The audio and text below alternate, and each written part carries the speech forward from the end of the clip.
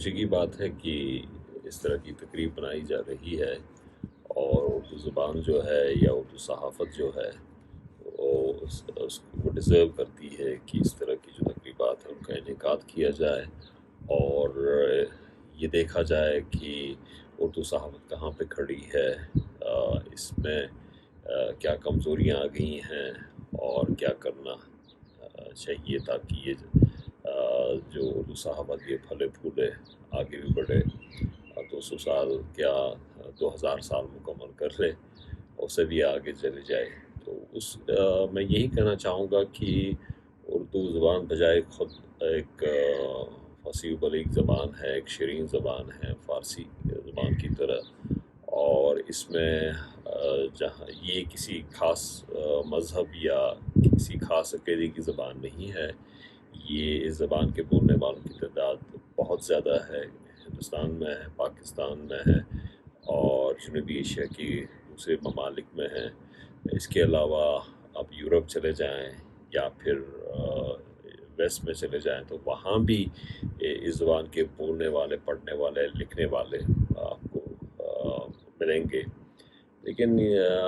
جب آپ واپس انڈیا آتے ہیں تو یہ بدقسمتی کی بات ہے کہ اس زبان کو ایک خاص فرقے، ایک خاص مذہب کے ساتھ منسلک کرنے کی کوشش کی جا رہی ہے، جو غلط بات ہے۔ اور جہاں تک اردو زبان کا اردو صحافت کا تعلق ہے، میں سمجھتا ہوں کہ یہ ایک مشکل دور سے گزر رہی ہے، کیونکہ اس کی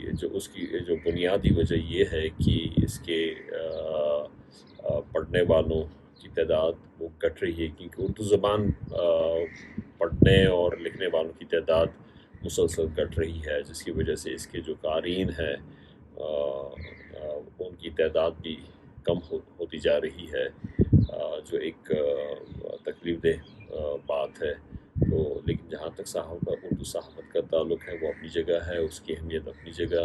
اس کی افادیت اپنی جگہ، اور میں چونکہ خود اردو زبان میں صحافت کرتا رہا ہوں، انگریزی میں بھی کرتا ہوں، لیکن مجھے سب سے زیادہ لطف اردو زبان میں صحافت کرنے میں آتا ہے، اور میں ذاتی طور پر چاہتا ہوں کہ یہ اردو صحافت پھلے پھولے آگے بھی چلی جائے، اور جو ہم والدین ہیں انہیں اس کی طرف توجہ دینی چاہیے کہ ان کے جو بچے ہیں وہ اردو پڑھیں، لکھیں، سمجھتے تو سبھی ہیں لیکن اردو لکھیں، پڑھیں، اور جب ایسا ہوگا تو اردو صحافت کو بھی فروغ حاصل ہوگا۔ نہیں، وہ مولانا آزاد ایک اچھا کام کر رہی ہے، اس کے جو مختلف شعبے ہیں وہ اچھا کام کر رہے ہیں۔ جب بھی